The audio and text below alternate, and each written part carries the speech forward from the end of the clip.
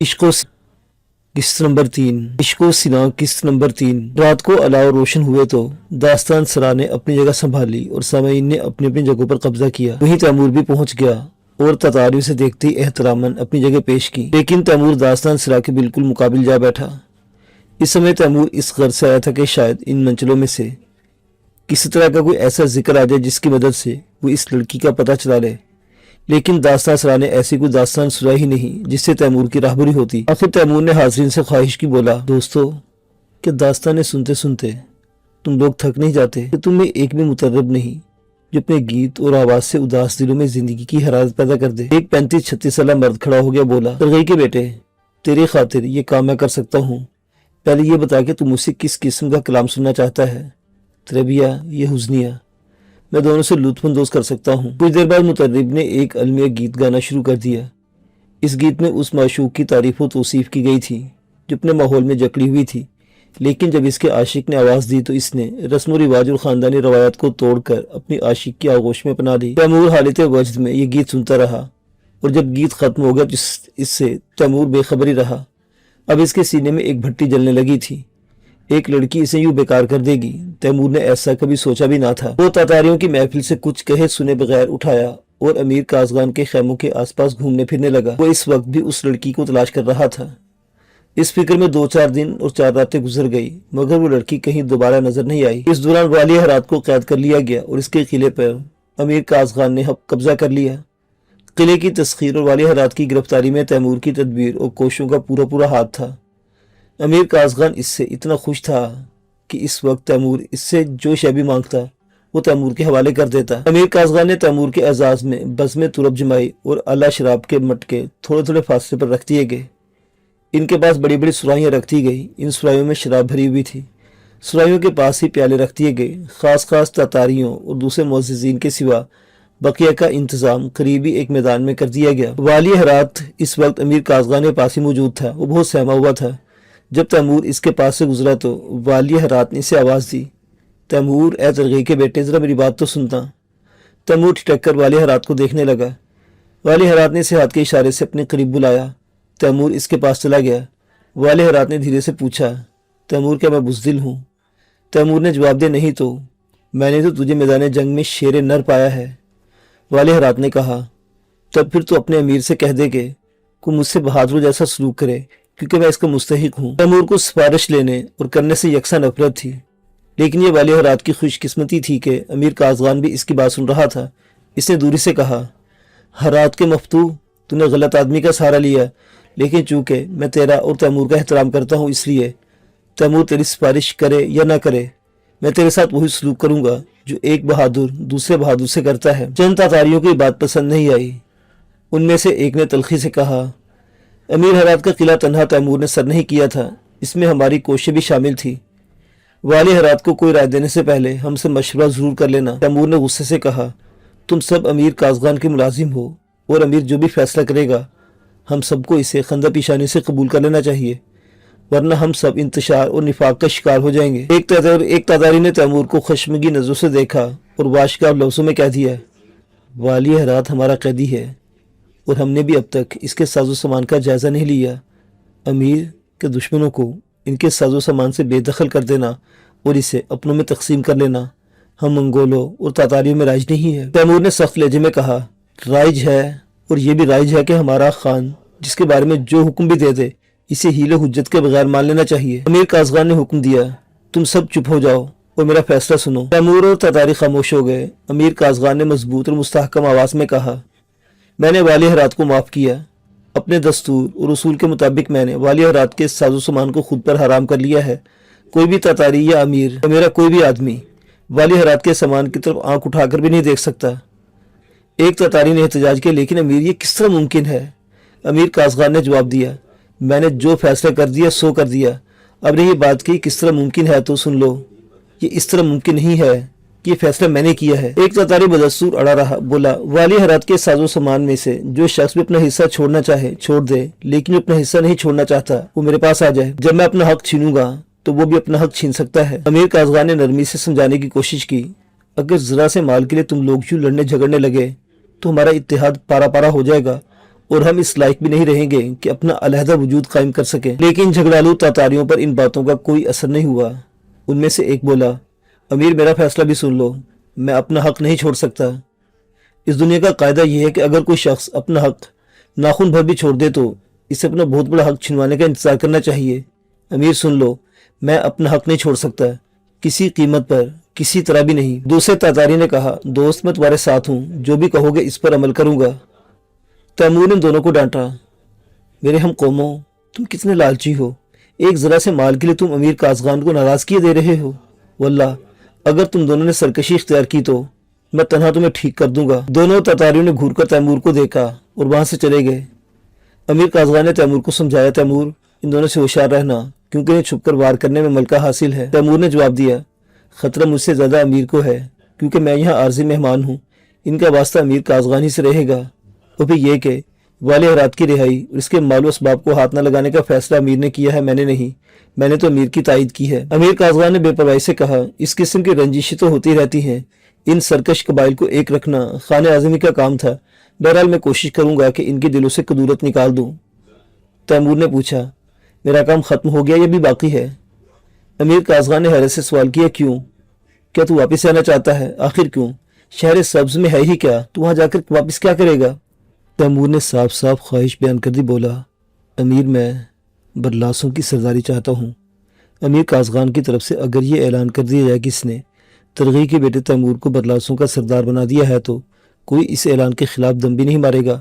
جہاں تک اس بات کا تعلق ہے کہ میں برلاسوں کی سرداری کے اہل ہوں یا نہیں، تو امیر کو میری صلاحیتوں اور اہلیت کا خوب اچھی طرح اندازہ ہو چکا ہے۔ امیر کازغان کو تیمور کی بات اچھی نہیں لگی، کیونکہ اس کو تیمور کی اس خواہش میں بھی جھگڑالو تاتاریوں کی خوب محسوس ہو رہی تھی۔ اس کو اپنے تجربے سے یہ بات معلوم ہو چکی تھی کہ جو لوگ بہت جلد امیر یا سردار بننے کا خواب دیکھنے لگتے ہیں وہ بڑے خطرناک ہوتے ہیں۔ ابھی تیمور کی عمر ہی کیا تھی، کوئی 20-21 سال۔ اس نوعمری میں برلاسوں کی سرداری کا خواب دیکھنا بڑی خطرناک بات تھی۔ اس نے ٹالنے کے لیے جواب دیا، تو اپنے باپ ترغائی کی موجودگی میں برلاسوں کا سردار کس طرح بن سکتا ہے؟ تیمور نے کہا، میرے باپ میں امارت کی کوئی بات ہی نہیں، وہ ایک سلوجو امن پسند صوفی ہے، وہ جو کچھ بننا چاہتا ہے بن چکا، اس لیے اب میں جو کچھ بننا چاہتا ہوں امیر کازغان کو اس میں میری مدد کرنا چاہیے۔ امیر کازغان نے دوسرا عذر پیش کیا، برلاسوں کی سرداری کا دوسرا امیدوار حاجی سیف الدین برلاسی ہے، وہ ایک پرجوش اور سرپھرا جنگجو ہے۔ اگر میں نے تیری سرداری کا اعلان کر دیا تو سارے برلاس حاجی برلاس کے جھنڈے تلے کھڑے ہو کر تیری سرداری کا مذاق اڑائیں گے۔ اسے میرا ایک نکتہ یاد رکھ، سرداری کسی سے مانگی نہیں جاتی، زبردستی حاصل کی جاتی ہے۔ خانِ اعظم نے بھی اسی طرح حاصل کی تھی، اور میں بھی اسی طرح امیر بنا ہوں۔ جن کی سرداری کسی اور کی مرہون منت ہوتی ہے وہ عارضی اور ناپائیدار ہوتی ہے۔ امیر کازغان کی باتیں تیمور کے دل میں اتر گئیں، لیکن وہ ان مفید مشوروں کے پیچھے موجود رشک و حسد کو بھی اچھی طرح محسوس کر رہا تھا۔ بہرکیف اس کے بعد اس نے امیر کازغان سے کچھ بھی نہیں مانگا۔ اس نے قطعی فیصلہ کر لیا کہ اسے جو کچھ بھی حاصل کرنا ہوگا اپنی فکر و تدبیر اور قوت عمل سے حاصل کرے گا۔ وہ الگ صبح اٹھ کر دریا امو کے ساحل پر چلا گیا۔ اس نے جنوب میں نظریں گاڑ دیں، کیونکہ اسے معلوم تھا کہ حد نظر ادھر ایران تھا، جہاں کی شاعری، قالین سازی اور برتنوں پر خوبصورت نقش و نگار، حسین باغات اور پھولوں کی بڑی شہرت تھی۔ وہ ایران کے بارے میں سوچتے سوچتے جب زور زور سے سانسیں لیتا تھا تو اسے یوں محسوس ہوتا گویا ایرانی باغات اور پھولوں کی ملی جلی خوشبوؤں کی لپٹیں ہوا کے دوش پر اڑی چلی آ رہی ہیں۔ اس نے ایران کے عظیم فاتح سائرس اعظم کی حکایات بھی سنی تھی۔ اس نے اپنے دل میں فیصلہ کر لیا کہ وہ خانِ اعظم اور سائرس اعظم جیسے بڑے بڑے کارنامے انجام دینے کی کوشش کرے گا۔ آمو میں چند کشتیاں متضاد سمتوں سے آ جا رہی تھیں۔ دریا کے دونوں کناروں پر مسافروں کا ہجوم تھا، آنے کے لیے بھی اور جانے کے لیے بھی۔ اچانک ایک گھوڑا اس کے قریب آ کر رکا۔ اس پر سے سوار کود کر تیمور کے مقابل آن کھڑا، وہ پوچھا، یہاں کھڑے کیا کر رہے ہو؟ تیمور گھبرا گیا۔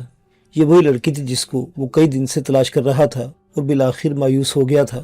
تیمور نے موضوع سے لڑکی کو دیکھا اور پرشوق لہجے میں کہا، آخر تو تھی کہاں؟ میں نے تو امیر کازغان کے آس پاس بھی تجھے تلاش کیا، مگر تو کہیں نظر نہ آئی۔ لڑکی نے شوخ لہجے میں جواب دیا، حالانکہ میں وہیں تمہاری قریبی موجود تھی۔ کہ ان جھگڑالو تاتاریوں نے امیر کازغان کا یہ فیصلہ ماننے سے انکار نہیں کر دیا تھا کہ والی ہرات کو رہا کر کے اس کے سامان کو ہاتھ بھی نہ لگایا جائے۔ تیمور اس کی بات سن کر دنگ رہ گیا۔ اسی لمحے اسی لہجے میں بولا، باخدا تو انسان تو ہرگز نہیں، کہیں تو کوئی نوری مخلوق کی انسانی تجسیم تو نہیں؟ کیا وجہ ہے کہ تو سب دیکھ سکتی ہے اور سن سکتی ہے، لیکن نہ میں تو تجھے دیکھ سکتا ہوں اور نہ ہی سن سکتا ہوں۔ لڑکی نے شوخی سے کہا، और ये भी सुनो, तुमने अमीर कासगान से बरलासों की सरदारी भी मांगी थी, लेकिन तरगई और हाजी बरलास की मौजूदगी में अमीर कासगान एक 20-21 साल नौजवान को बरलासों की सरदारी किस तरह दे सकता है? फिर ये कि सरदारी कोई मांगने की चीज़ है, ये तो ज़बरदस्ती हासिल करने की चीज़ है। तुम्हें अमीर कासगान का ये नुक्ता हमेशा याद रखना होगा। अब तैमूर ने अपना सर पकड़ लिया और बड़े ही जज्बाती लहजे में बोला, लड़की, अगर तू ये नहीं बताएगी कि तू कौन है और कहाँ रहती है तो मैं पागल हो जाऊंगा। लड़की ने हंसकर जवाब दिया, आओ हम दोनों दरख्तों की कुंज में बैठकर कुछ बातें करें। तैमूर शर्मिंदा हुआ कि पेशकश इसे करना चाहिए थी, ना कि लड़की को। बाहर के अब दोनों ने अपने अपने घोड़ों की लगामें पकड़ ली और अखरोटों के एक बाग की तरफ चल पड़े।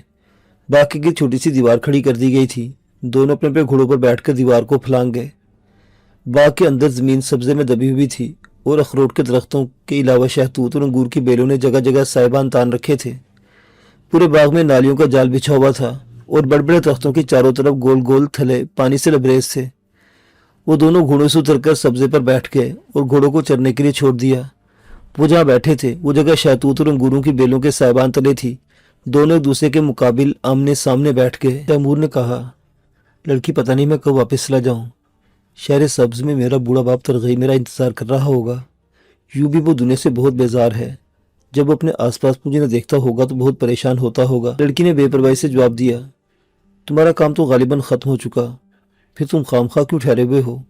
अपने बूढ़े बाप के पास वापस क्यों नहीं चले जाते? तैमूर ने बड़ी बेबसी से कहा कि मैं वापस चला जाऊं, तेरे बारे में जाने बगैर ही वापस चला जाऊं।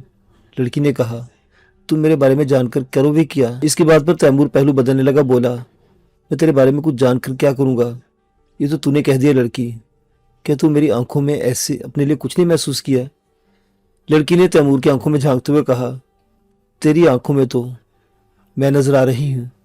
तभी तैमूर ने फौरन कहा, बेशक मेरी आंखों में तेरे सिवा कोई भी नहीं।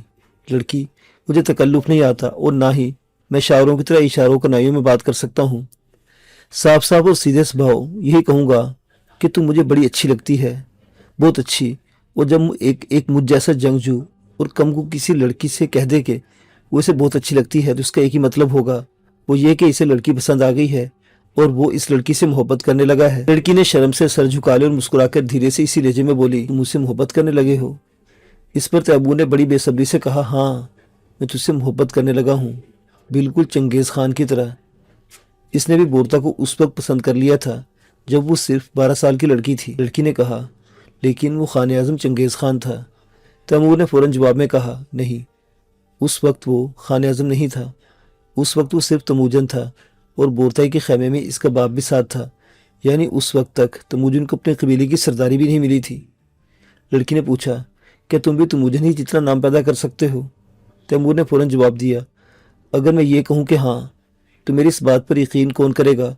हालांकि तेरे इस सवाल का मेरे पास एक ही जवाब है कि हाँ, मैं भी तमूजन जितना नाम पैदा करूँगा, ज़रूर पैदा करूँगा, लेकिन मैं खान, बादशाह या शहनशाह हरगिज़ नहीं बनूंगा, क्योंकि खान, बादशाह या शहनशाह फाते आलम से बड़े नहीं हो सकते। लड़की ने बेचैनी से सर उठाकर तैमूर की तरफ देखकर बोली, फाते आलम? तुम फाते आलम बनना चाहते हो? सच? तैमूर ने जवाब में कहा, लड़की, मैं इतनी ही बात करता हूँ जितनी कर सकता हूँ या जितनी मेरे बस में होती है। लड़की को तैमूर की बातों पर कुछ यकीन हो चला था। इसने फिर तशकीक से कहा, लेकिन जब तक खान आज़म की औलाद हुकूमत कर रही है, कोई दूसरा शख्स किस तरह फातह आलम बन सकता है? तैमूर ने जवाब दिया, लड़की, तेरे अंदेशे वही हैं जो इस गुफ्तगू से किसी के भी हो सकते हैं, लेकिन तुझे बात मालूम होना चाहिए कि चंगेज़ खान ने कोहस्तान अलतई के मशरिक और शुमाल के जिन कबाइल को यकजा किया था, इन्हीं में झील बिकाल के जुनूब में बसने वाले ततारी भी शामिल थे। और चंगेज़ खान से पहले ततारियों में भी तो कोई ना कोई सरदार मौजूद होगा। फिर ये ततारी तो तुमीन खानी की औलाद तो हैं। तुमीन खान के बड़े बेटे किबल खान की नस्ल से तमूजन था और मैं खान के छोटे बेटे ज्वली की नस्ल से हूँ। अगर तमूजन चंगेज़ खान बन सकता है तो मैं भी फातह आलम बन सकता हूँ। लड़की ने जल्दी जल्दी पलकें झपकाई और छेड़ने की नीयत से बोली, शायद। तैमूर बुरा मान गया, गुस्से में खड़ा हो गया। इसी लहजे में बोला, शायद नहीं लड़की, यकीनन तूने आखिर में मुझे समझा क्या है। मैंने तुझसे इजहार इश्क किया है, इसका ये मतलब हरगिज़ नहीं कि तू मुझे कोई मामूली आदमी समझने लगे। फिर अपने सर को पकड़कर शान से बोला, मेरा ये सर यूँ भी बहुत बड़ा है, इसमें खुदा ने गैर मामूली अकल रखती है और मैं अपनी नौमरी के बावजूद जानता हूँ कि इस बड़े सर को ज़्यादा बड़ा किस तरह किया जा सकता है। लड़की ने कहा, अरे तुम तो मेरे मजाक का बुरा मान के बैठो। तो अगर तुम्हारा सर बड़ा है اور اس بڑے سر میں خدا نے غیر معمولی عقل بھی رکھ دی ہے، تو اس غیر معمولی عقل کو غصے اور اشتعال سے بچائے رکھو، غصے اور اشتعال کو تحمل اور برداشت کے پانی سے بجھاتے رہو۔ اس کی بات سن کر تیمور دوبارہ بیٹھ گیا، بولا خبردار جو تو نے میرے عزائم کا مذاق اڑایا، اگر مجھے یہ معلوم ہوتا کہ تو کون ہے اور میں تجھے اپنی بیوی بنا سکوں گا تو میں تجھے ایک بہت بڑے مزے کی بات بھی بتاتا۔ لڑکی نے کہا واہ، یہ خوب رہی کہ تم فاتح عالم تو بن سکتے ہو مگر مجھے اپنی بیوی نہیں بنا سکتے، یہ کیا بات ہوئی؟ تیمور نے جواب دیا جب تک مجھے یہ نہ معلوم ہو کہ تو کون ہے تجھے اپنی بیوی بنانے کا خیال کس طرح اپنے دل میں لا سکتا ہوں؟ لڑکی نے کہا اچھا وہ مزے کی بات تو بتا دو اب۔ تیمور نے جواب دیا نہیں، وہ بات میں کسی اور کو نہیں بتا سکتا کیونکہ وہ بات اتنی بڑی اور بھاری ہے کہ کوئی اس کا بوجھ نہیں اٹھا سکتا۔ ہاں میری بیوی اس بوجھ کو اس لیے اٹھا سکے گی کہ وہ میری بیوی ہوگی، تیمور کی بیوی، فاتح عالم کی بیوی، مستقبل کے فاتح عالم کی بیوی۔ لڑکی نے ناگواری سے منہ بنا بولی اگر وہ ایسی ہی کوئی بات ہے تو اس کا مجھ سے ذکر بھی نہیں کرنا چاہیے تھا۔ ادھر تو دونوں اس قسم کی گفتگو کرتے رہے اور دوسری طرف ان کے گھوڑوں نے باغ میں تباہی مچا دی۔ باغ والا اپنے دو آدمیوں کی مدد سے گھوڑوں کو پکڑ کر ان کے مالکوں کو تلاش کرتا ہوا ان دونوں کے سر پر آ پہنچا۔ تیمور نے انہیں بے نیازی سے دیکھا اور پوچھا کیا بات ہے؟ باغ کے مالک نے پوچھا یہ تم دونوں کے گھوڑے ہیں؟ تیمور نے جواب دیا ہاں یہ ہمارے گھوڑے ہیں، اپنے آدمیوں سے کہہ دے انہیں چھوڑ دیں۔ باغ کا مالک مروب ہو گیا، بولا لیکن ان گھوڑوں نے ہمارے باغ کی ایسی کی تیسی کر دی ہے۔ تیمور نے جواب دیا کوئی بات نہیں، ہم نے اپنے گھوڑوں کو چرنے کے لیے تو چھوڑا تھا یہاں۔ باغ کا مالک روحانسا ہو گیا، بولا میں جانتا ہوں کہ تمہارا تعلق امیر کازغان کی فوج سے ہے لیکن مجھ پر رحم کرو۔ تیمور نے جواب دیا تیرا نقصان پورا کر دیا جائے گا، گھوڑوں کو چھوڑ دے اور واپس جا، میں نے جو کہہ دیا سو کہہ دیا، میں زیادہ باتیں پسند نہیں کرتا، تیرا نقصان پورا کر دیا جائے گا۔ باغ کے مالک کا خوف سے برا حال تھا، اس نے اپنے آدمی کو اشارہ کیا کہ گھوڑے چھوڑ دیں۔ آدمی نے گھوڑے چھوڑ دیے اور جدھر سے آئے تھے اسی طرح واپس چلے گئے۔ لڑکی نے پوچھا تو تم وہ مزے کی بات مجھے نہیں بتاؤ گے؟ تیمور نے جواب دیا نہیں، کم از کم ابھی نہیں، پہلے میں یہ تو معلوم کر لوں کہ آخر تو ہے کون، اور مجھے وہ بات مجھے بتانا بھی چاہیے نہیں۔ لڑکی نے چڑ کر کہا اگر تم یہ چاہتے ہو کہ اس طرح شوق تجسس پیدا کر کے تم میری بابت معلومات حاصل کر سکو گے تو بہت مشکل ہے۔ میں اپنی بابت یوں تو تمہیں سب کچھ بتا سکتی تھی لیکن اگر تم یہ چاہو کہ تمہاری اس مزے کی بات کے عوض میں کچھ بتا دوں گی تو ایسا نہیں ہو سکتا۔ تیمور نے کہا ایسی کوئی بات نہیں، میں وہ بات تجھے ضرور بتاؤں گا لیکن ابھی نہیں، پھر کبھی۔ لڑکی نے تعصب بھرے لہجے میں کہا لیکن تم تو اپنے بوڑھے باپ ترغائی کے پاس چلے جاؤ گے، پھر کہاں ملو گے جو مجھے وہ بات بتاؤ گے؟ تیمور نے بڑی بے نیازی سے جواب دیا میں جانے سے پہلے تیرے بارے میں ساری معلومات حاصل کر لوں گا، اگر وہ معلومات کسی طور میری محبت میں مانے نہیں آئی تو میں تجھے اپنی بیوی بنا کے رکھوں گا کیونکہ میں جو کہتا ہوں کرتا ضرور ہوں۔ لڑکی نے پوچھا اچھا یہ بتاؤ تم نے میری بابت اب تک کیا اندازہ قائم کیا ہے؟ تیمور نے جواب دیا یہ کہ تو کسی نہ کسی طرح میر کازغان کے خاندان سے تعلق رکھتی ہے۔ لڑکی نے تیمور کی اس بات کا کوئی خاص اثر نہیں لیا، بولی تم نے کس طرح سمجھا؟ تیمور نے جواب دیا اس طرح کہ میں نے تخلیہ میں امیر کازغان سے جو بات بھی کی اس کا علم تجھے ضرور ہو گیا، اگر تیرا امیر کازغان سے کوئی تعلق نہ ہوتا تو یہ بات ناممکن تھی۔ اچانک باغ میں بے ہنگم سا شور غل ہونے لگا، بہت سے لوگوں میں زور زور سے باتیں ہو رہی تھی، یہی نہیں گھوڑوں کی ٹاپیں بھی زور و شور سے ان کی طرف بڑی چلی آ رہی تھی۔ لڑکی نے گھبرا کر کہا میرا خیال ہے باغ والے نے بہت سے آدمی بلوا لیے ہیں اور وہ ہمارے خلاف فساد پر مائل ہے۔